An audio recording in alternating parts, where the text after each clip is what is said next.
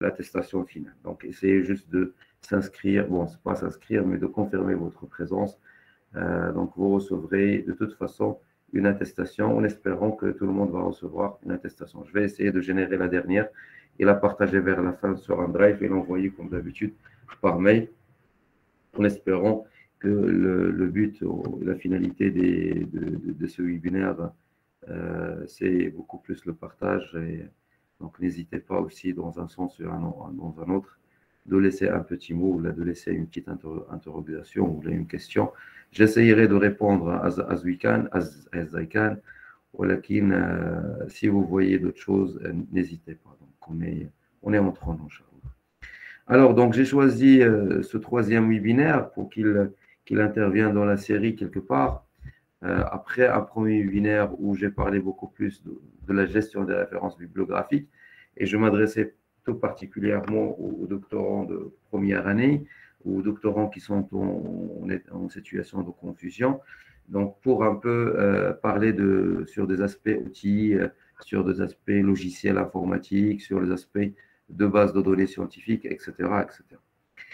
Puis, dans le second webinaire, j'ai un peu approfondi cette partie de gestion de références bibliographiques, si on veut le dire, si vous le permettez de le dire. Donc, je l'ai approfondi en parlant de la revue de littérature systémique et plutôt systématique, donc qui consiste c'est une version, on va dire, plus améliorée, plus rigoureuse de la revue de littérature tout court, ou bien l'étude documentaire tout court, ou bien la recherche documentaire tout court, en faisant intervenir l'aspect dont on va parler aujourd'hui, plus ou moins l'objectivité du chercheur, plus ou moins, d'une manière ou d'une autre, l'objectivité du chercheur. Donc aujourd'hui, c'est un peu beaucoup plus la démarche, la méthodologie. Donc dites-moi, essayons d'interagir au mieux.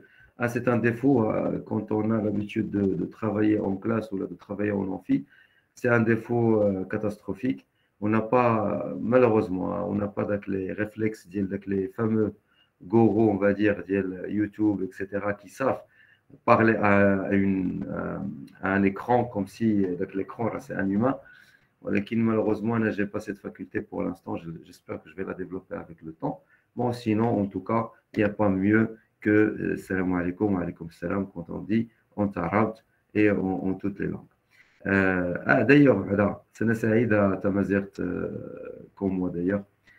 شنو تنقولوا اسقاس امينو سي سا اسقاس مباركي donc salam alaikum jamia.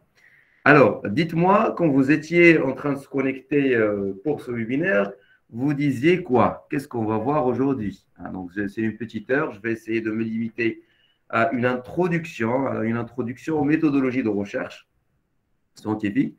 Donc, je tiens à m'excuser auprès de la population très importante qui prend au sérieux cet aspect de méthodologie de recherche, sachant que tout le monde, tous les chercheurs devraient la prendre au sérieux. Mais nous, les sciences d'ingénieurs, on va dire, les sciences exactes, etc., on prend moins un peu chichouiche, on est moins regardant, plus ou moins entre guillemets. Je parle bien sûr sous réserve qu'on est en train d'apprendre la recherche, des doctorants, etc. Mais avec le temps, on sait très bien l'importance de ce que c'est que la méthodologie de recherche. Donc, j'ai essayé de faire une introduction, donc une initiation, en essayant de parler des différents aspects, de différentes notions de cette fameuse méthodologie les méthodologies de recherche.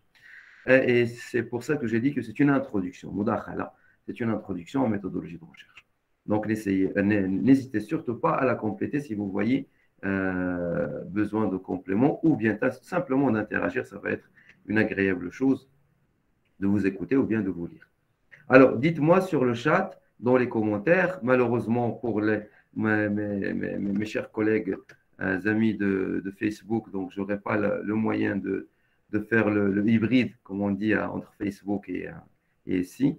Donc, dites-moi un peu en route pour se connecter pour ce webinaire, qu'est-ce que vous voulez ou là, qu'est-ce que vous espériez voir aujourd'hui, etc. Vous pouvez intervenir ou là, vous pouvez laisser un petit commentaire sur le chat, je lirai quand même. Oui, il y a Madame Samia, je pense, et il y a Youssef aussi. Oui, bonsoir tout le monde. Alors, Je crois que qu'on va parler ce soir sur la méthodologie de recherche, genre la manière avec laquelle on va mener notre recherche, l'ensemble des étapes, quoi. Donc, les investigations, voilà, la collecte des données, puis comment les analyser, genre une critique, une interprétation. C'est pas donc pour découvrir une nouvelle connaissance, comme vous aviez dit l'autre fois. Donc voilà, c'est la nouvelle Mhm. connaissance qu'on cherche. Très bien, ok. Ah, quoi d'autre, si Youssef? Allô, salam Chers alaikum, amis de Youssef. Facebook, vous pouvez laisser aussi vos commentaires, hein, je lirai après. Mais dites-moi, ça fait, si Youssef, vas-y, hein, désolé pour l'interruption. Donc, j'étais en train de, de réfléchir sur le positionnement vis-à-vis de notre thèse, notre problématique.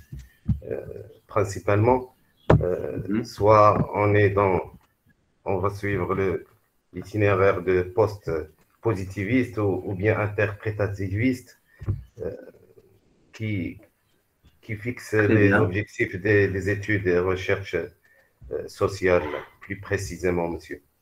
très bien, très bien. Merci beaucoup, si Youssef. Madame Zainab, Euh, bonsoir tout le monde. Bonsoir c'est Anis. Merci beaucoup pour vos efforts. Je pense c'est un plaisir. que la méthodologie de recherche vise principalement comment se positionner devant notre recherche. Mhm. Qu'est-ce qu'on les méthodes qu'on va choisir? Est-ce qu'il s'agit, d'après ma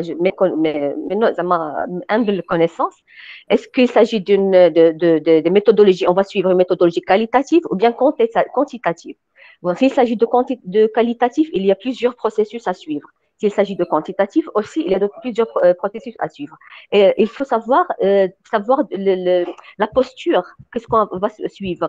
Donc, est-ce qu'on va commencer par une théorie qui est déjà posée et on va essayer de la confirmer, de l'infirmer selon notre méthode, ou bien on va commencer par un questionnement, ou bien une problématique qu'on va essayer de découvrir. Donc, et on aura soit on va suivre soit une causalité linéaire, c'est le positivisme, ou bien d'une manière une subjectiviste, une posture subjectiviste, ça veut dire qu'on va proposer ou bien donner des nouveautés pour notre recherche, ou bien on va découvrir quelque chose de nouveau qui n'existait pas encore, qu'on ne va pas confirmer d'après des études qu'ils ont déjà fait, les revues de littérature ou bien autres. Voilà, c'est ce que je pense. Barakallah alaikum. Donc, j'ai rien à rajouter, hein. Donc, c'est juste, je vais essayer peut-être de coller les idées et de les regrouper sur un slide et de peut-être rajouter quelques éléments.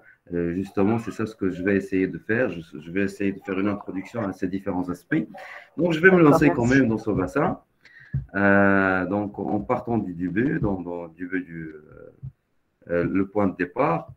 Donc, je vais essayer de respecter le temps. Donc, voilà, donc je vais démarrer. Alors, bon, méthodologie de recherche, comme vous l'avez dit, donc je vais regarder les commentaires par la suite. Donc, on va essayer de parler un peu de la manière, ou les manières, ou les façons, les étapes. Donc, la façon, on va dire, ce qu'on appelle, on va dire, le processus systématique, systématique, les différentes étapes qui devraient être scientifiques, qui vont nous permettre de faire notre recherche. D'accord? Mais principalement, la méthodologie ou bien les méthodologies de recherche, quand vous voyez sur ce slide, qu'est-ce qu'il vous dit ce slide? C'est tout simplement que regardez un peu, ça vous dit quoi ce slide? Ça vous dit quoi ce slide? Donc, je vais lire les commentaires. La première chose que vous remarquez quand vous regardez ce genre de slide comme ça. Des revues, d'accord? Je réaffiche le slide une deuxième fois. Des ouvrages, beaucoup d'ouvrages. Donc, j'adore en fin de compte le fait que vous dites des ouvrages, beaucoup d'ouvrages avec S. Donc, c'est pour vous dire que tout simplement, donc, quand j'ai commencé à lire un tout petit peu comme vous en étant doctorant, etc., avec le temps, donc je suis plus ou moins, entre guillemets, un modesto intéressé de la chose. Donc, il n'y aura jamais un seul ouvrage qui va nous parler de la méthodologie de recherche. Il n'y aura jamais la méthodologie de recherche. Il y aura certainement beaucoup d'ouvrages qui vont nous parler de cette fameuse discipline, apparemment. Hein, c'est une science en soi, en quelque sorte, c'est une discipline en soi, c'est une thématique en soi. D'accord? Il y aura beaucoup d'auteurs qui vont essayer de nous donner une sorte de synthèse, peut-être, une sorte de vue sur cette façon avec laquelle l'humain l'humain qui est le chercheur tout simplement, hein, en particulier, on est en train de parler du chercheur, comment lui, il travaille pour pouvoir produire sa recherche. Donc, il y a plein d'ouvrages, et vous l'avez, je pense, compris, hein, donc regardez, chaque ouvrage, il est rattaché à quoi? À une discipline particulière. Donc, il y aura des méthodologies de recherche, il y aura des bouquins qui vous parleront d'une manière générique sur la méthodologie de recherche. Il y aura aussi des bouquins qui vous parleront aussi des méthodologies de recherche particulière à une discipline. Et c'est là un peu toute la difficulté, hein, c'est pour ça que j'ai choisi le titre, que ce soit une introduction aux méthodologies de recherche, parce que par l'expérience, quand je commence à parler de méthodologie de recherche, il y a toujours quelqu'un ou des personnes qui vont se voir, qui ne vont pas on va dire, se repérer dans les définitions, etc., etc. C'est pour ça que j'ai choisi que ce soit une introduction, parce que je sais très bien que dans les disciplines et dans les sciences, dans les disciplines scientifiques, etc., donc les méthodologies, les terminologies, peut-être des définitions qui vont changer, comme vous l'avez dit, donc on parlera de post-positivisme, des fois on parlera de positivisme, des fois on parlera des démarches et des approches, etc.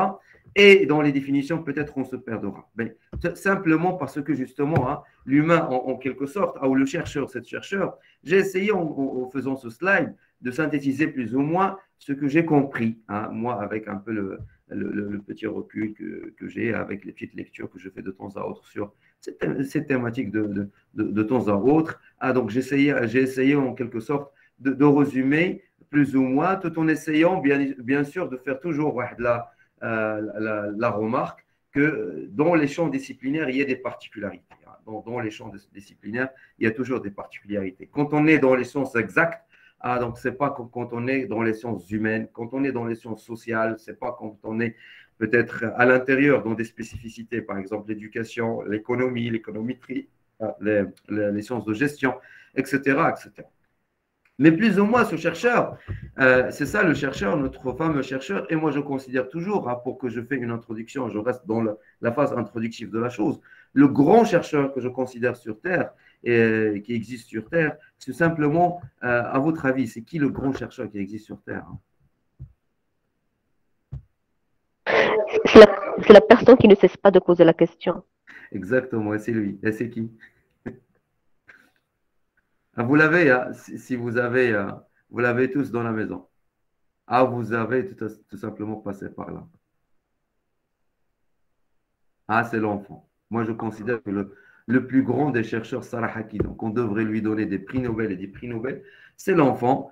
Et si justement, je vous invite, Salah, à les observer, les enfants, les bébés, etc., dans toutes les phases. Si vous avez classe à la maison, c'est une bonne chose. Sinon, si vous avez une soeur ou là, un frère qui a peut-être un bébé, etc., essayez de l'observer de temps à autre en jouant avec lui. Vous allez voir, c'est lui le grand chercheur. Pour moi, c'est lui le grand chercheur. Donc ce chercheur, il va certainement se poser des questions et des questions. Et il va se poser des questions, subhanallah, en profitant d'une chose qu'a l'humain, je ne sais pas, il y a plein de théories au-dessus sur ce sujet, il y a plein même carrément de philosophie autour de cela, de la genèse de la connaissance, ce qu'on appelle la genèse de la connaissance, etc. Début de la connaissance peut-être, Mohim, je ne sais pas, par rapport bien sûr à l'humain, je parle. Et aussi, l'humain a la particularité, c'est une particularité اللي certainement غادي تجرب عليه واحد المسؤوليات كثار. المسؤوليات كثار, c'est des responsabilités vis-à-vis de lui-même d'abord, vis-à-vis de la société, vis-à-vis de l'univers, etc., etc. C'est cette مسؤولية اللي عنده لأنه هو il a la capacité de se poser des questions. Ça veut dire quand on a la capacité de se poser des questions, c'est qu'on a la capacité d'observer.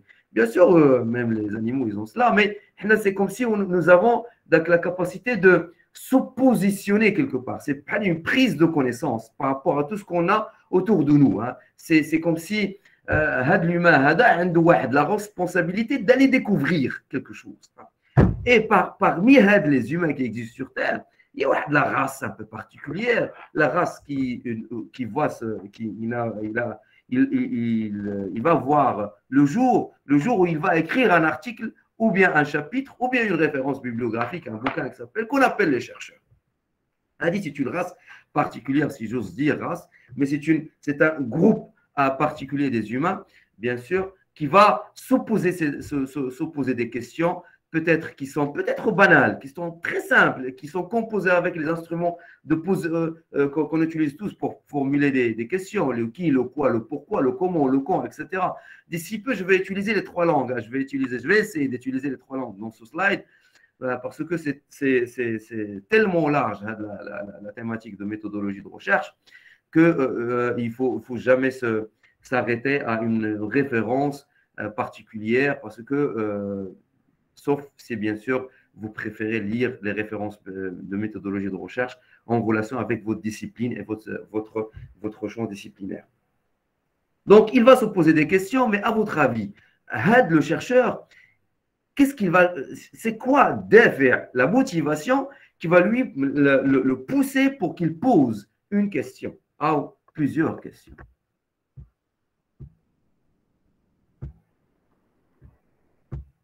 Dites-moi. La curiosité. Bravo. Pour améliorer une situation. Et quand on dit pour améliorer une situation, ça veut dire que cette situation souffre d'un problème, quelque part. Et en particulier, ce problème, il est tellement évident, peut-être pour tout le monde, ou là, au moins en particulier pour les chercheurs. Donc, quand on parle de méthodologie de recherche, parmi les acteurs pour définir la méthodologie ou les méthodologies de recherche, bien évidemment, c'est l'élément important dans la définition qui s'appelle le chercheur. On ne peut pas parler de méthodologie de recherche sans voir du côté du chercheur. Ces méthodologies de recherche sont définies quelque part avec le chercheur, par rapport à un chercheur, grâce à un chercheur. D'accord. Et donc, le chercheur, la particularité, c'est qu'il a la curiosité, comme vous l'avez dit. D'accord. Il a cette capacité d'observer. Et des fois, comme par exemple Nietzsche, pour faire plaisir à mes chers amis, mes chers collègues des sciences humaines, sociales, psychologie, etc., sachant que je suis juste un amateur, je ne suis pas un spécialiste, je suis un informaticien, je resterai un informaticien qui s'intéresse quand même à l'humain, quand même, parce que chez nous, en informatique, il y a ce qu'on appelle l'utilisateur qui est humain. Donc, on l'impacte, c'est grâce à lui qu'on évolue en informatique quelque part, c'est pour lui qu'on fait cette informatique, etc., etc. Donc, ce qui fait que ça m'intéresse, c'est comme ça. Et donc, Nietzsche, plutôt, c'est pas Nietzsche, avec Freud plutôt. Freud, quand il a commencé à observer, apparemment, moi je l'ai écouté à travers un collègue, un chercheur, dans une intervention, il a commencé à observer d'abord son fils. Un seul cas, imaginez. Un seul cas. Il a commencé à l'observer. Le chercheur a une capacité incroyable. Il peut uniquement l'observation, ce qui est observation, mais en plus de l'observation, la profondeur de l'observation. Il a observé une malade, effectivement, mais il est tellement observateur qu'il va observer en profondeur. Et quand on observe en profondeur, c'est quand on est quelqu'un qui est très sensible aux détails, très sensible et aux détails. D'accord. Et donc, c'est ça un peu, en quelque sorte, cet appel qui est un appel à tous les humains, de toute façon, à tous les niveaux. On a dit que le grand chercheur, pour nous, c'est le bébé. Donc, il va se poser des questions parce qu'il va voir une star, une étoile quelque part, ce qu'on appelle un phénomène. C'est tellement important que ça va attirer l'attention du chercheur au moins. Pour qu'il commence à faire quoi? À aller découvrir, d'accord? Comme Sayyidina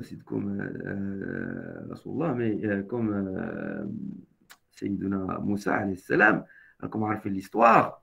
Donc, il a observé la lumière quelque part. Je ne suis pas quelqu'un qui apprend par cœur les versets, mais malheureusement, et il a observé une lumière quelque part. Et donc, Sidna Moussa, il a voulu, donc, comme on a fait l'histoire de Sidna Moussa, c'est parmi les prophètes qui sont très, très curieux. Et donc, il a voulu savoir qu'est-ce que c'est que la lumière. Il a été attiré par cette lumière. Bon, la même chose pour un chercheur, il va être attiré par un phénomène particulier parce qu'il est curieux, il se pose des questions, il veut savoir. Et justement, cette curiosité, rappelez-moi, cette curiosité, dites-moi, ça va le mener vers où, la curiosité? Donc, essayez, s'il vous plaît, Afakoum, d'arrêter de présenter à ma place, parce que si vous présentez à ma place, donc, je suis en train d'enregistrer en vidéo, et donc, malheureusement, les collègues qui vont voir par la suite l'enregistrement, ils ne vont pas pouvoir voir ou l'avoir dans sa totalité. Donc, essayez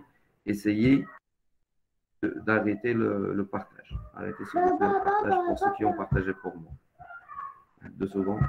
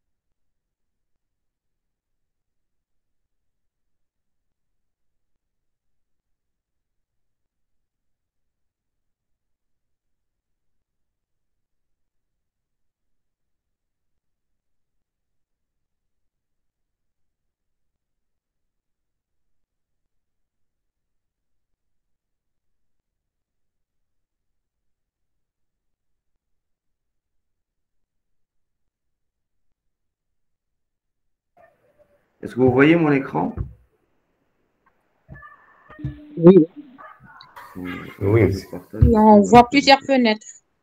D'accord, très bien. Maintenant, c'est très bien. Oui, c'est ça. D'abord, c'est bon d'abord? Oui, Oui, bien bon. partagé. Oui, très bien, monsieur. Très bien, ok. Donc, s'il y a une anomalie particulière, dites-le moi, parce que je sais pas, là, je suis pas forcément tout ce qui se passe sur le bout.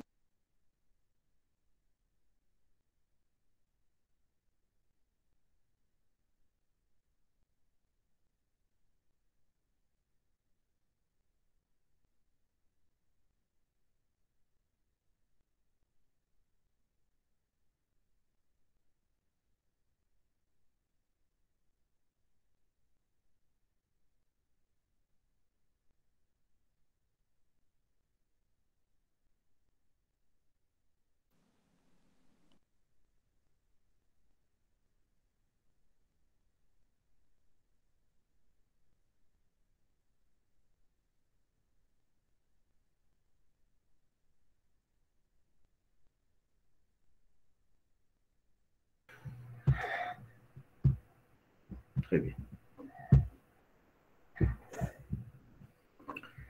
Donc, ce chercheur, comme on l'a dit tout à l'heure, il va être attiré par un phénomène particulier pour se poser des questions. Et justement, le fait qu'il va se poser des questions, il va commencer à réfléchir. Et donc, ce chercheur, c'est quelqu'un qui va avoir quand même, comme on l'a dit, l'audace et la curiosité, et pas uniquement, mais à avoir une certaine capacité de prise d'initiative. Il va avoir aussi la liberté de penser. Hein. C'est un élément très important. Parce que justement, il ne va pas se contenter de poser des questions, mais il va aussi proposer ce qu'on appelle des possibilités de réponse. Ce qu'on appelle dans le jargon des possibilités, des hypothèses, hein, des propositions d'hypothèses. Donc, puis après, par la suite, donc au fur du temps, avec le cumul et avec son expérience, et donc en répétant peut-être des expériences, il va peut-être pouvoir valider ou rejeter des hypothèses. Et donc, comment il va pouvoir faire cela? Bon, peut-être juste en observant, mais en quantifiant l'observation. Ça veut dire qu'il va quand même augmenter le niveau de ce qu'on appelle le niveau de confiance dans les résultats qu'il va obtenir, en réduisant peut-être une marge d'erreur aussi. Donc, tout ça, pourquoi? Parce que lui, ce chercheur, il veut avoir une certaine fiabilité des résultats qu'il va obtenir vers la fin pour qu'on puisse faire confiance à ces résultats. Ça veut dire on puisse reproduire, en fin de compte, sa façon de faire pour retrouver les mêmes résultats. Mais la grande question que tout chercheur a de toute façon, et la grande problématique que tout chercheur a, c'est justement le fait le premier qui ne sait rien. C'est lui le premier qui ne sait rien. Ça veut dire que c'est lui qui va simplement souffrir de la grande problématique de tout chercheur. Et si vous l'êtes, c'est parce que vous allez souffrir de cela. Et le fait que vous avez choisi d'être doctorant, c'est parce que vous voulez souffrir de cela. Souffrir de quoi? Souffrir tout simplement de la problématique de manque de connaissances, ou pas de connaissances, ou pas suffisamment de connaissances, ou bien des limites particulières par rapport à la connaissance acquise actuellement, ou bien des problématiques par rapport à une connaissance acquise qui s'avère, qui a atteint une certaine limite, qu'il faudrait peut-être revoir, recritiquer pour peut-être reproduire une connaissance particulière. Donc, à partir de ce slide, du premier slide, j'ai essayé tout simplement de résumer un peu les principaux thématiques, on va dire, notions. Et puis après, je ne vais pas hésiter à laisser sur mes slides certaines références bibliographiques, certains bouquins, etc. Par exemple, celui-là qui est regardé, cité 31 000 fois, hein, donc cité 31 000 fois selon bien évidemment Google Scholar, qui est un bouquin dédié sur la recherche la méthodologie de recherche en anglais, etc. Donc, qui a sorti 3 fois. Donc, apparemment, il y a des éditions et des éditions de la même chose qui nous parlent de la méthodologie de recherche de cette façon, de ce monsieur Kothari qui dit que research methodology is a way to systematically solve the research problem. It may be understood as a science of studying how research is done scientifically. In it, we study the various steps that are generally adopted by a researcher in studying his research problem along with the logic behind them. Donc, grosso modo, si on veut résumer en quelque sorte cette définition, c'est, comme on l'a dit tout à l'heure, cette méthodologie de recherche n'est autre que les différentes étapes par lesquelles un chercheur, un certain individu qui s'appelle chercheur, qui va essayer de répondre à des questionnements de recherche. Et principalement, le questionnement de recherche, ça tourne autour de quoi? Pourquoi une simple question? Ce n'est pas une question de recherche. Bon, ça veut dire simple question, je vais dire où il est mon portable, c'est aussi une question. Mais la question de recherche, ça va tourner autour de ce qu'on appelle un but de production de connaissances. D'accord? Ça veut dire qu'au départ, la problématique du chercheur, c'est le fait qu'il y ait un manque de connaissances ou pas de connaissances, ou des limites, ou bien des problématiques par rapport à des notions, à des concepts, à des définitions particulières, ou bien à des méthodologies particulières. Monsieur? Et donc, on va essayer, oui. Pardon pour interrompre, Oui. je crois que le live à Facebook s'est arrêté, je crois. Je crois qu'il y a un problème sur le live. D'accord, donc je vais essayer de voir. Ah oui, c'est vrai que c'était coupé. Alors, je vais reprendre le mode City.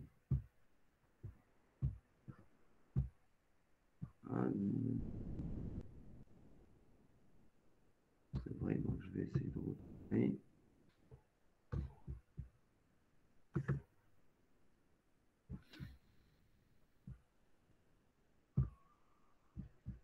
Ah, c'est pas évident. Mais bon, alors, je vais générer un autre.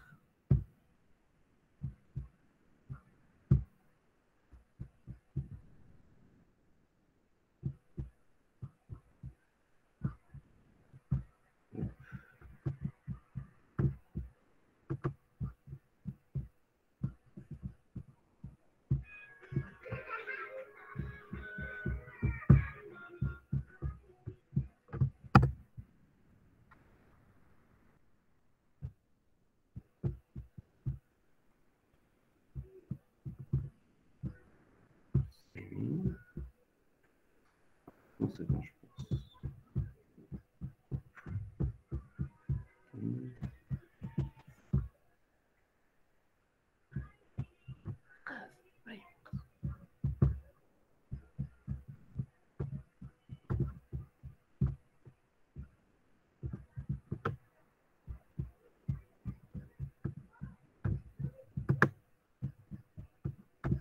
Voilà.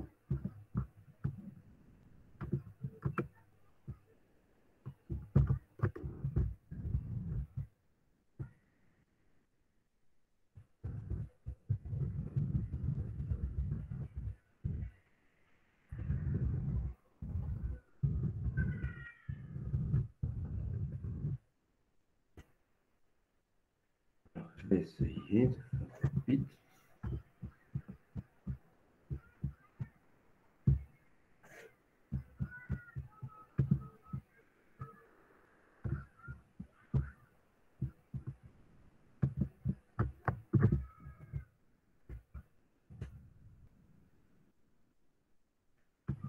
Voilà. Voilà. OK.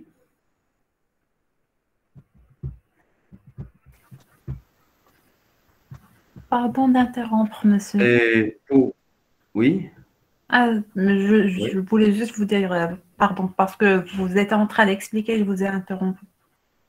pas de souci, pas de souci. Et je pense que c'est bon le slide pour vous, c'est bon? Oui, monsieur. Oui, c'est bon, c'est Très visible. bien.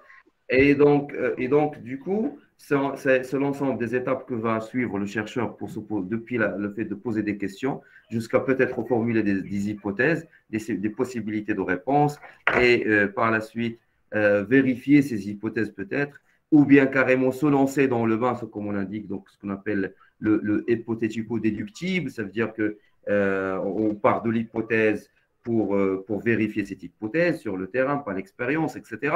Ou bien ce qu'on appelle l'hypothético-inductif, ça veut dire que depuis le terrain, je vais induire peut-être des propositions d'hypothèses, puis après, je vais faire mon travail d'expérience, je vais faire mon travail de quantification de la collecte des données, des observations, pour pouvoir peut-être aller plus dans les détails des détails de cette observation, puis de conclure vers la fin. Donc, mais d'abord, qu'est-ce qu'on parle? On parle de méthodologie de recherche. Regardez, méthodologie de recherche, c'est une phrase verbale, c'est comme si, phrase nominale plutôt, c'est comme si on est en train de dire qu'il y a une méthodologie, plusieurs méthodologies, mais nous, ce qui nous intéresse, c'est celle qui est un peu spécifique pour nous, qui est celle de la recherche scientifique. Donc, cette méthodologie de recherche scientifique va dépendre forcément de la définition qu'est-ce que c'est que la recherche scientifique en elle-même, d'accord? Et par la suite, qu'est-ce que ça va être une méthodologie? C'est l'ensemble des étapes qui va suivre un certain monsieur qui s'appelle le chercheur pour pouvoir justement être dans la rigueur de ce qui est scientifique. Ça veut dire quoi en quelque sorte?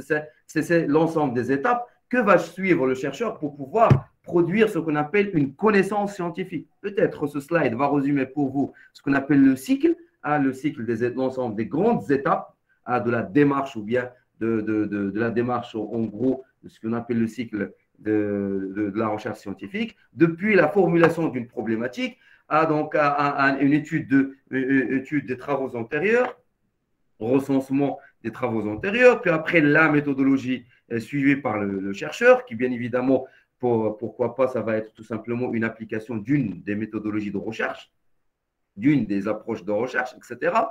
Et par la suite, essayer d'obtenir des résultats. Et justement, pour ne pas l'oublier, ces bouquins, ces fameux bouquins qui ne parlent que de méthodologie de recherche, qu'est-ce qu'ils font pour nous? Ils font un recensement des différents résultats obtenus à travers une méthode suivie par un chercheur ou plusieurs chercheurs. Il essaye pour nous de regrouper l'ensemble des méthodes, tout en les classifiant dans des classes ou des catégories, des familles de méthodologies, ce qu'on appelle les méthodologies de recherche, les approches scientifiques, etc.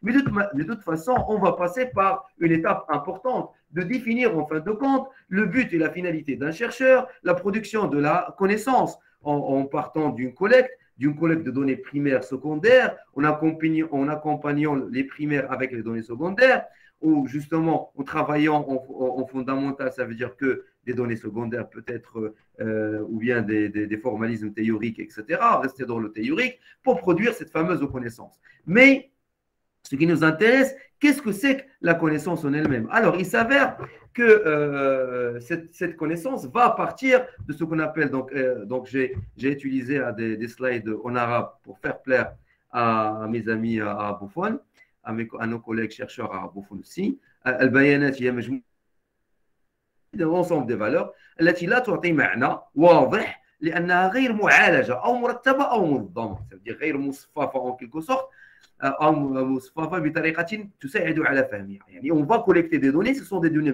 muettes, ce sont ce qu'on appelle des données de mesure, des valeurs tout simplement, une série de valeurs, une série d'observations.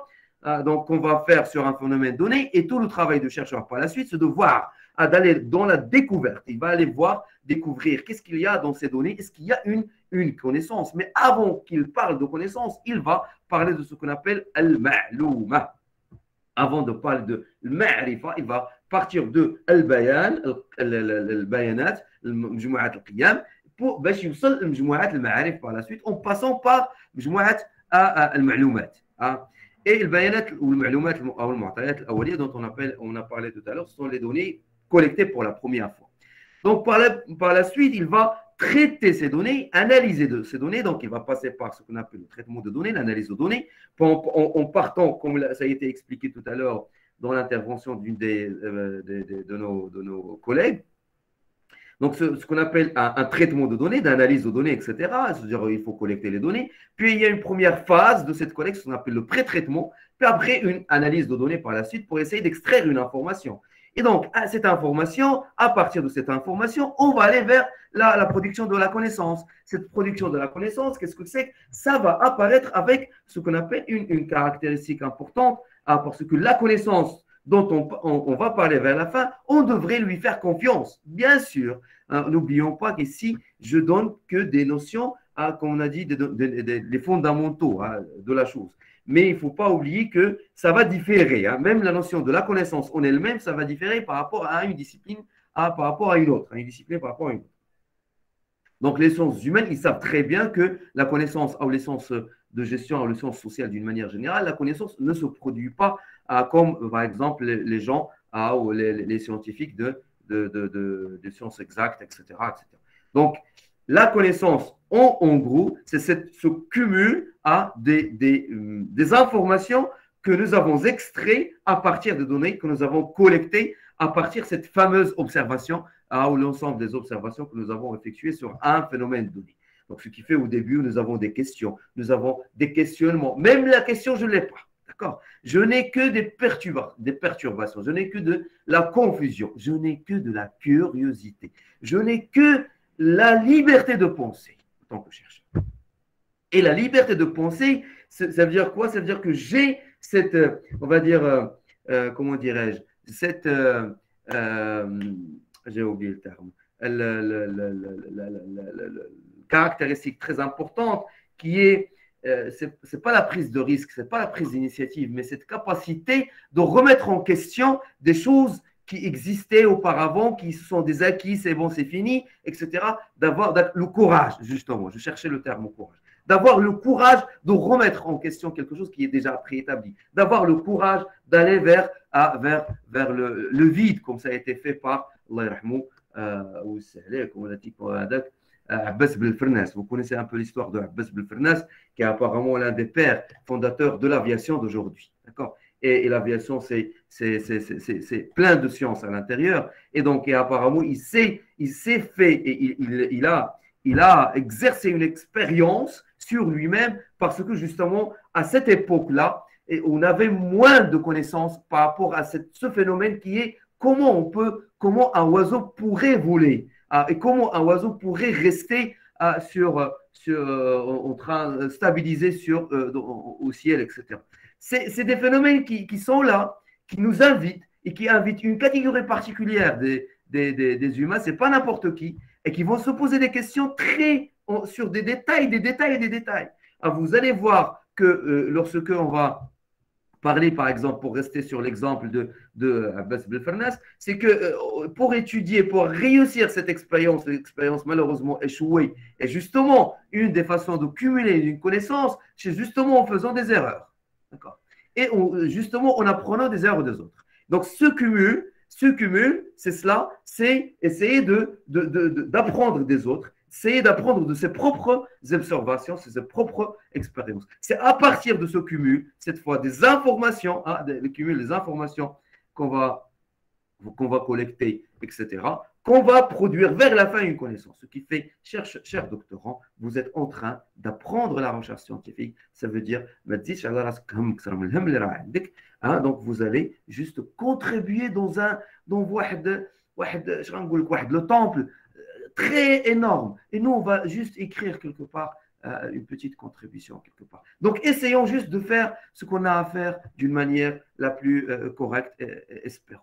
Parce que, comme vous allez le voir sur ce slide, il y a énormément de ma'arif, il y a énormément de connaissances. Il y a les connaissances acquises à travers les khams hawas. Il y a les connaissances acquises à travers, pas le hawas, mais juste une réflexion propre. La philosophie, les connaissances produites par les philosophes, etc., etc. Ce n'est pas forcément expérimental, mais quand même, c'est des connaissances. Il y a aussi, ce qui nous intéresse, nous, c'est la connaissance scientifique. Ce qui diffère, pour ne pas choquer, ce qui diffère par rapport aux autres connaissances, c'est que pour les scientifiques, même les scientifiques philosophes, qui s'intéressent à la philosophie et la recherche scientifique en philosophie, pour ne pas les choquer quand même, pour ne pas qu'ils viennent nous dire que la philosophie, ce n'est pas une science. Non, je ne dis pas cela. Je dis simplement que je suis en train de parler tout simplement de la recherche scientifique, de la méthodologie scientifique, de la connaissance scientifique. Cette connaissance scientifique est définie de cette façon. Donc, c'est majmou'at al-ma'arif, al-musannafa, al-mundammah. Donc, on part d'un inconnu à un début de connaissance, à beaucoup de données, à beaucoup de données, à des informations, à beaucoup d'informations, en répétant les expériences, en faisant des erreurs peut-être, à une certaine connaissance quelque part stabilisée. Et cette connaissance, il a une caractéristique, il va être quelque part organisé d'une manière ou d'une autre. Mais cette connaissance scientifique, pour nous, ce qui nous intéresse aujourd'hui, c'est la connaissance scientifique, il va être produite selon ce qu'on appelle la méthodologie ou la manahij al-ilmiya. باحترامي وباحترامي خصائصها خصائص ماذا؟ خصائص المعرفة العلمية. Je parle en arabe tout simplement parce que je veux soulever en vous des questionnements particuliers, parce que quand on parle des références bibliographiques, tout à l'heure, j'ai fait le slide et ici, il n'y a que de l'anglophone et j'ai mis exprès le fameux TETAR de méthodologie de recherche en sciences de gestion, qui est agréable et agréable de toute façon.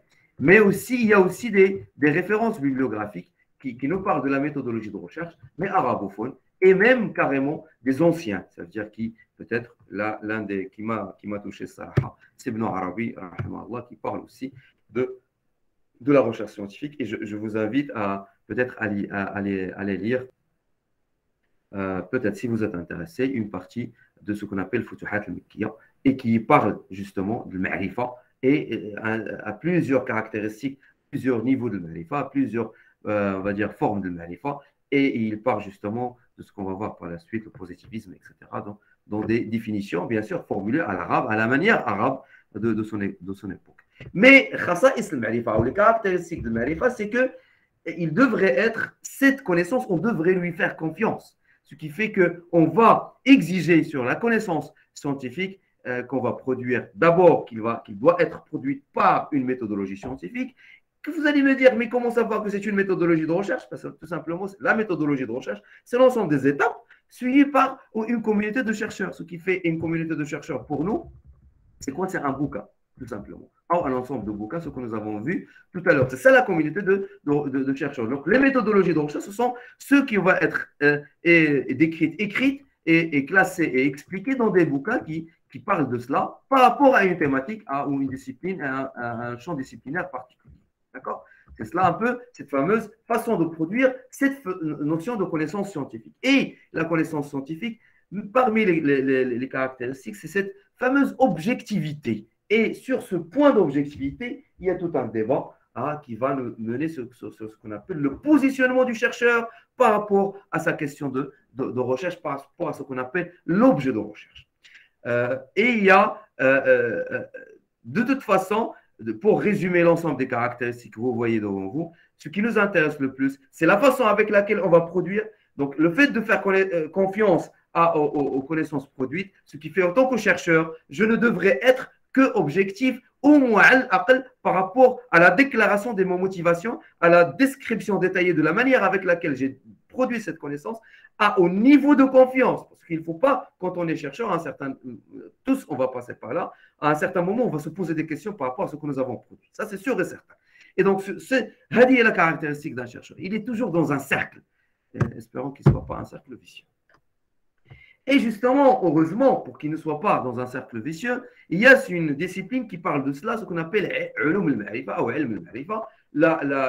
l'épistémologie. Et cette épistémologie, il s'intéresse justement à la scientificité de la connaissance produite. Ça veut dire, c'est quoi les critères pour dire que ça, c'est une connaissance, ça, c'est une méthodologie scientifique, etc. Donc, il part en définissant les éléments qui constituent, en fin de compte, cette discipline, l'épistémologie, en partant par, d'abord, il faut définir un objet de recherche. Donc, je vais me poser des questions, mais par rapport à quel objet? Je vais poser une question parce qu'il y a un phénomène. Mais ce phénomène, il concerne un objet particulier. Et cet objet particulier devrait me permettre de le questionner, ça veut dire le mesurer en quelque sorte. Quand je questionne, c'est pour mesurer, pour observer. Donc, le questionner avec un instrument de mesure, ou là, des observations, etc., ou des réflexions, pour que je puisse extraire une connaissance. Ce qui fait que nous, en tant que chercheurs, nos objets de recherche, ce sont des objets qui se réfèrent à un champ disciplinaire qui est le nôtre. D'accord? Et chacun a son champ disciplinaire. Puis après, par la suite, peut-être on va se poser, donc c'est ça, je décris en quelque sorte cette fameuse méthodologie pour produire une connaissance selon l'épistémologie. Donc, il faut se poser des questions, et ces questions, ils vont être définis par rapport, orientés d'une manière ou d'une autre, par le chercheur lui-même. Donc, c'est ça un peu on commence à orienter quelque part notre recherche, parce que de toute façon, on ne va pas se permettre de tout connaître, de se permettre de dire qu'on connaît tout. C'est jamais cela. Mais il faut que ce qu'on connaît, donc on est certain de ce qu'on connaît. Ça veut dire que, quelque part, il faut maîtriser la façon avec laquelle on a produit cette connaissance. Et ça veut dire quoi? Ça veut dire qu'on arrive à décrire d'une manière précise ce que nous avons fait pour que les autres puissent reproduire, peut-être le même résultat que nous. Et si il obtient le même résultat que nous, ça veut dire que le degré de confiance ici, il augmente et la marge d'erreur, il diminue. Mais, sachons-le, il y aura toujours un certain niveau de confiance et une marge d'erreur par rapport à ce que nous allons dire et produire par la suite.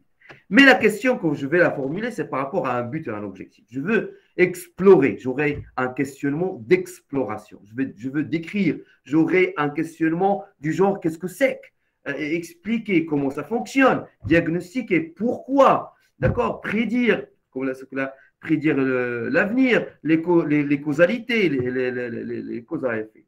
Et aussi, il y a une chose que devrait faire un chercheur, et ça c'est un point important parce que si je change l'angle d'attaque, l'angle de vision de cet objet de recherche, donc je pourrais carrément changer les résultats par la suite. Si je change de question, bien évidemment, même en s'intéressant au même objet de recherche, si je change la question, j'aurai peut-être des résultats différents. Et si je change le positionnement épistémologique, le positionnement du chercheur par rapport à son objet de recherche, peut-être ça va changer quelque chose. Et donc, du coup, on parle, et ça, c'est tout un débat, d'accord, et ça, c'est une introduction. Mais je sais que ça va déclencher un débat peut-être dans la discussion. Il y a ce qu'on appelle le positivisme, il y a ce qu'on appelle le positivisme modéré, il y a ce qu'on appelle l'interprétativisme, il y a ce qu'on appelle le constructivisme. Moi, j'ai repéré les grandes familles, les grandes on va dire, positionnements épistémologiques qui sont définis partout un peu dans les bouquins. Puis après, il y a les nuances, il y a les détails, etc. Et ça, on va rentrer dans les spécialités, dans les disciplines. Donc, j'ai resté un peu dans ce qui est un peu général et ça pourrait intéresser tout le monde.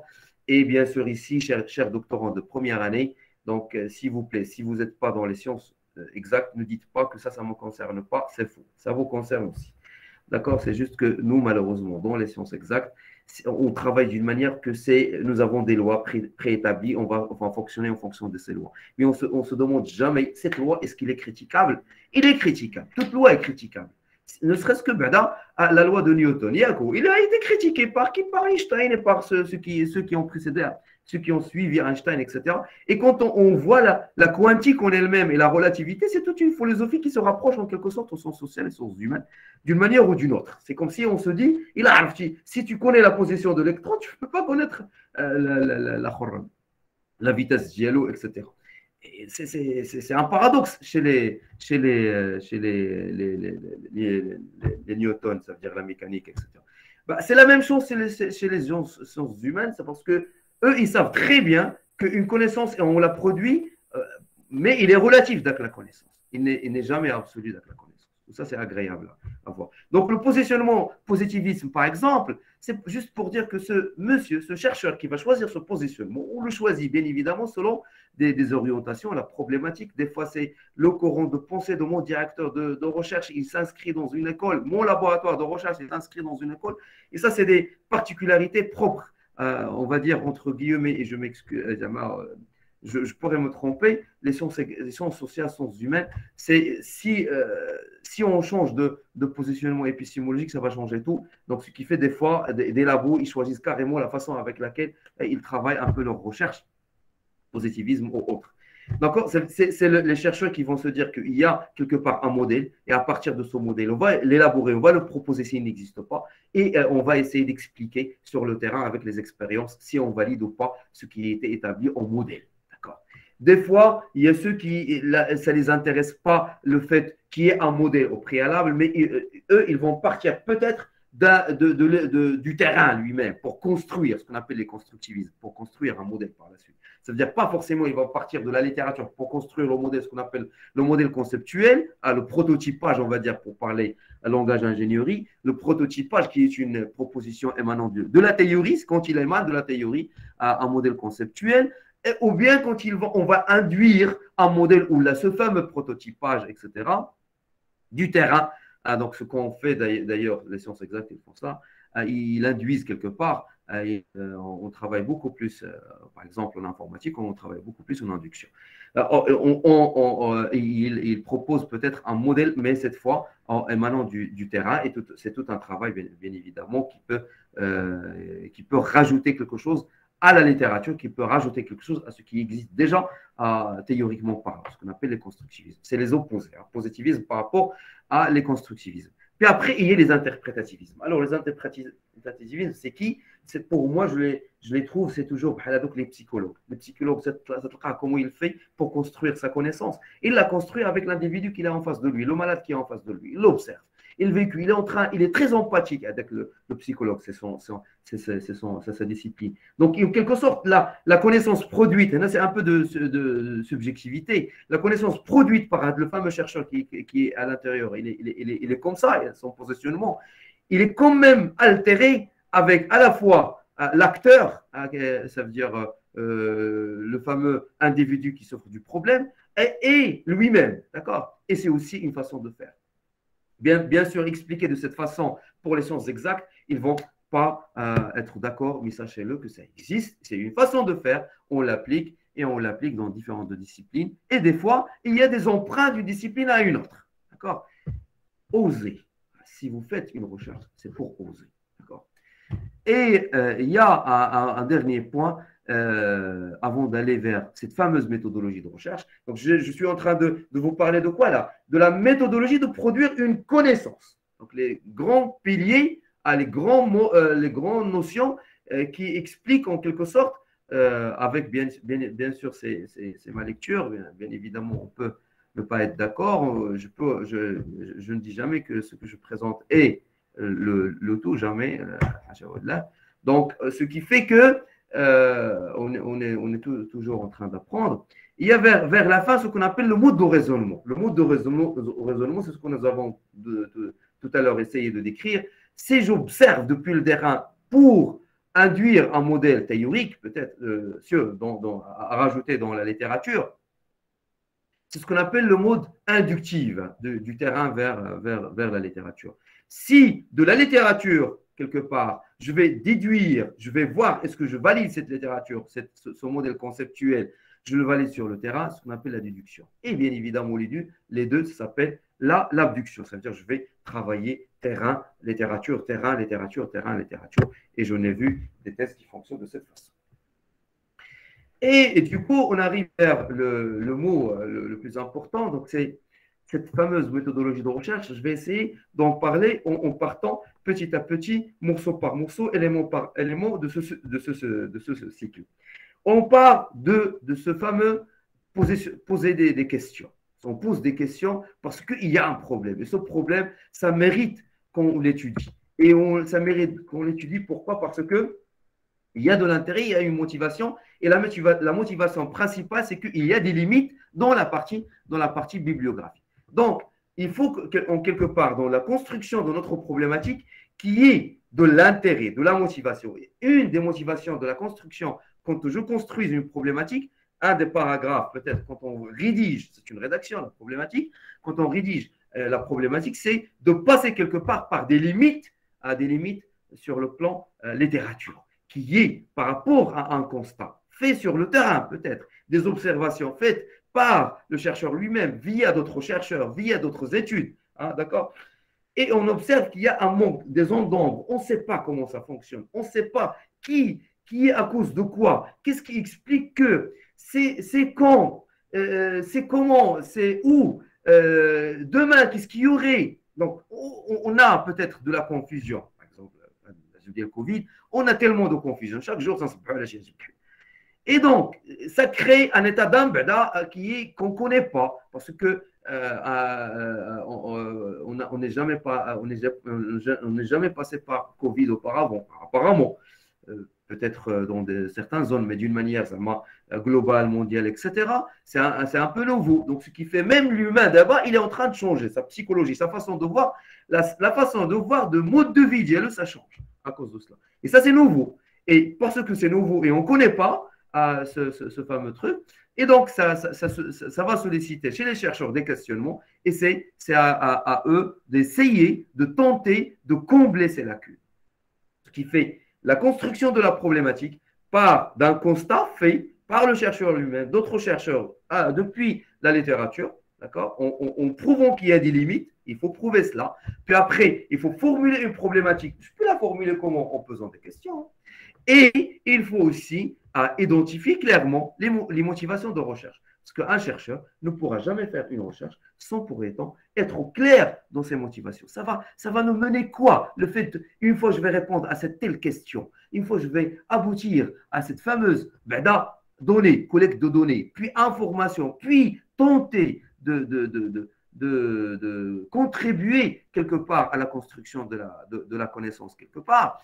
Donc, ça va nous ramener quoi qu'on va leur ajouter?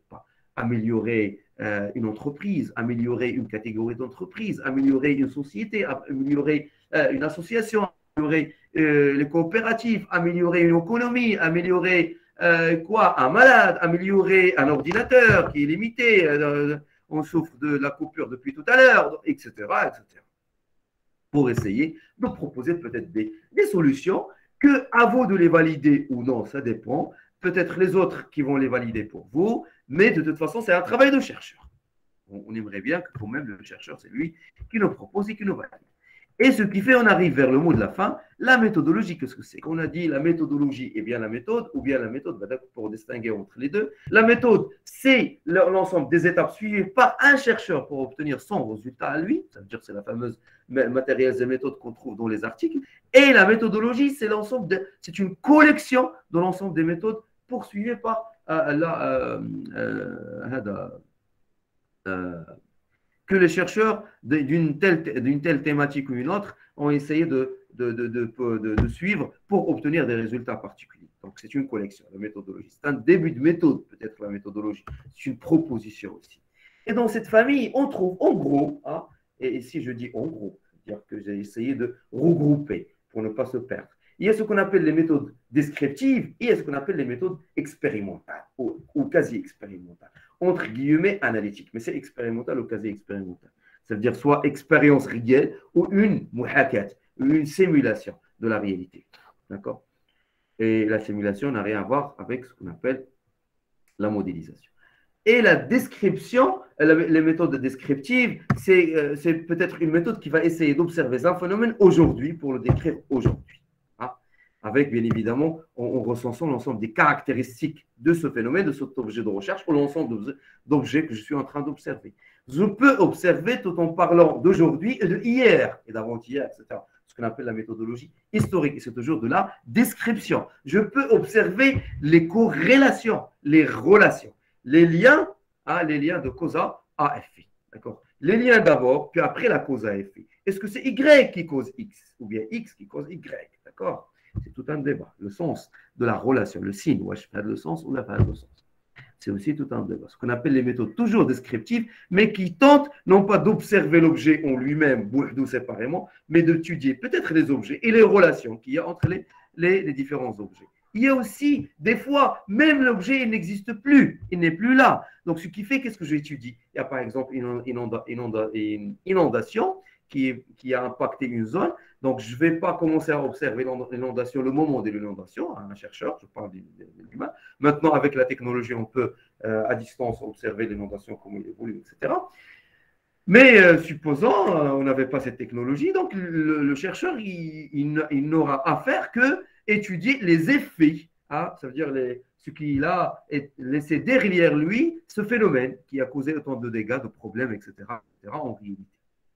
Pour essayer de produire certaines connaissances qui vont aider certains décideurs. Donc nous, en tant que chercheurs, notre travail se limite à la production de connaissances. Des fois, on produit cette connaissance tout en faisant des actions, en agissant sur l'objet lui-même, ce qu'on appelle les méthodes expérimentales. Alors, ce qui différencie le descriptif par rapport à les méthodologies de recherche descriptive par rapport à ceux expérimentales, que dans la partie des méthodologies expérimentales, on a la possibilité d'agir sur l'objet de recherche qu'on est en train sur l'objet d'intérêt qu'on est en train d'étudier ce Covid, etc., etc. On va agir sur lui parce qu'on veut trouver le médicament pour sortir de ce grand problème. On va peut-être agir sur une classe d'étudiants pour voir quel est le protocole, la pédagogie à poursuivre pour qu'on puisse arriver à des solutions. Il y a ce qu'on appelle aussi la recherche-action. La recherche-action, ça ressemble, c'est même dans Wikipédia, vous trouverez, tout ce que j'ai ramené d'ici, ça revient à Wikipédia. Et donc, ça ressemble à la recherche expérimentale. Et donc, c'est une recherche qui a été introduite par ce monsieur. Et là, le chercheur, qu'est-ce qu'il va faire? Il va travailler avec la façon de planifier, agir, faire des actions, évaluer l'action. Et donc, on va produire une action, on va produire les connaissances, tout en transformant une réalité. C'est à la manière de la recherche-action. Et bien sûr, c'est un peu propre au sens, on va dire, social, psychologie peut-être, humaines, etc., etc. La recherche-action. Sinon, c'est de l'expérience quand on est un peu dans les sciences exactes ou bien les sciences ingénieries. En gros, en termes de méthodologie de recherche, on parle aussi des recherches qui sont propres, des types de recherche théoriques, conceptuelles, ce qu'on appelle la recherche fondamentale. Le but de la recherche fondamentale, non pas d'appliquer ce qu'on est en train qu'on a trouvé, mais beaucoup plus de formuler théoriquement, de produire des théories, de donner des définitions à un concept donné, de produire une équation. Puis après, les chercheurs appliqués, la recherche appliquée, les chercheurs appliqués, ils vont essayer peut-être d'appliquer ce qui a été produit proposé par les chercheurs dans la recherche fondamentale. Bien sûr, les deux, c'est aussi de la recherche de toute façon.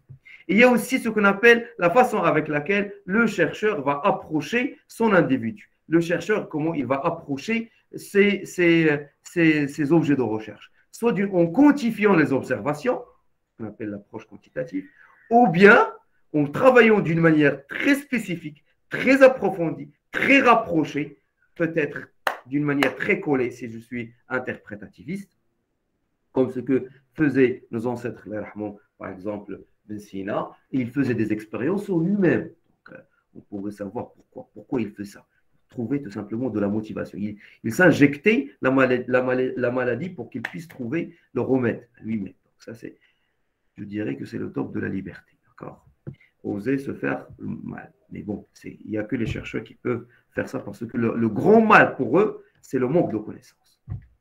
Et donc, il y a aussi l'approche qualitative. Et cette fois, quand on est dans le qualitatif, bien sûr, c'est soit on travaille à échelle réduite, peut-être, d'une manière, ou bien à échelle grande, ou tout en essayant très proche. Ah, donc, on zoome. On ne va pas essayer d'avoir une grille préétablie de valeurs, de variables qu'on va essayer de remplir de plein d'observations dans l'approche quantitative. Dans l'approche qualitative, on va prendre ce que nous avons sans pour autant qu'il y ait une structure de données, une structure qui va structurer les collectes de données ou les observations que nous avons faites.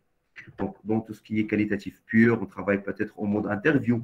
Tout ce qui est quantitatif, on travaille peut-être en mode enquête, ou tout simplement des formulaires qu'on remplit dans le laboratoire d'analyse, qu'on remplit dans le laboratoire d'analyse en prélevant des mesures. Et bien sûr, il y a des différences entre le quantitatif et le qualitatif. Des fois, donc, on dit, ce n'est pas une règle, que le qualitatif, on travaille à taille réduite, au quantitatif, on est dans l'obligation de travailler avec des tailles conséquentes pour parler de ce qu'on appelle la représentativité, ou au moins un certain équilibre, d'une manière structurée ou non structurée. Pour conclure, je ne sais pas combien c'est ça. J'ai dépassé, mais bon, on s'est interrompu tout à l'heure.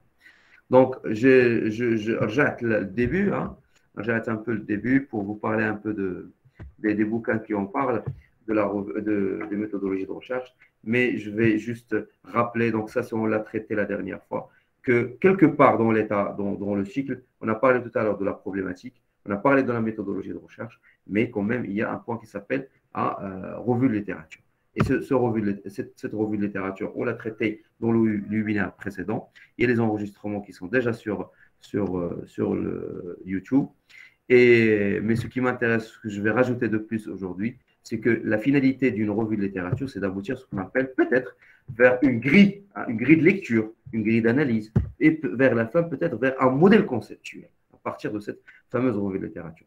Et une des façons qui peut nous aider pour l'élaboration d'un modèle conceptuel, c'est justement en essayant de recenser au maximum les écrits et en les décrivant d'une manière la plus objective possible, tout en précisant au préalable le protocole de recherche documentaire que nous avons utilisé. Et c'est ce qu'on appelle la revue de littérature systématique, qui pourrait nous aider. Ça se peut nous aider pleinement dans cette élaboration d'un modèle conceptuel. Qu'est-ce que c'est qu'un modèle conceptuel? C'est simplement un modèle qu'on trouvera à l'intérieur, ce qu'on appelle déconstruit, des entités tout court, et chacune des entités est définie par ce qu'on appelle des caractères, des caractéristiques, des attributs, des propriétés, d'accord, qui vont devenir des variables de mesure par la suite, et par tout simplement des attributs, des caractéristiques d'une notion. On définirait toujours un nom, les entités, ce sont des noms.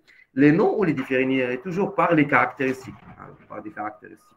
Et il y a peut-être des associations entre les différentes entités. Et les associations, on les exprimera toujours avec des verbes. Et ce qu'on appelle, avec cela, avec cette notion d'entité, association, verbe, nom, etc., attribut, on arrive à construire notre modèle conceptuel. Comment on le fait? C'est de la revue de littérature.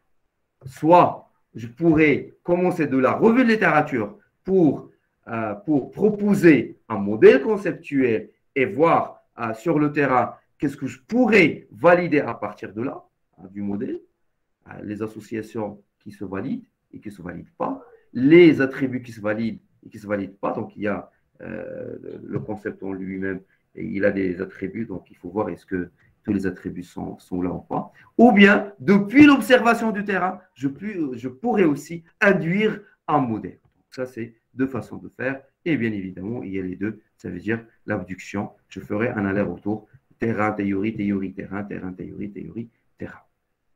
Et pour un peu finaliser cette étape, il y a formalisé plutôt la partie abduction, on va dire. On pourrait oser faire de la revue de littérature, aller vers l'étude exploratoire, revenir peut-être compléter la revue de littérature, revenir avec une étude exploratoire, etc. Tout cela pour quoi faire? Pour proposer un modèle conceptuel avec des attributs qui définissent une entité un construit, un nom en particulier, un concept, d'accord? Et bien sûr, il y a des nuances. L'entité, le concept, il y a un peu de nuances à prendre en considération.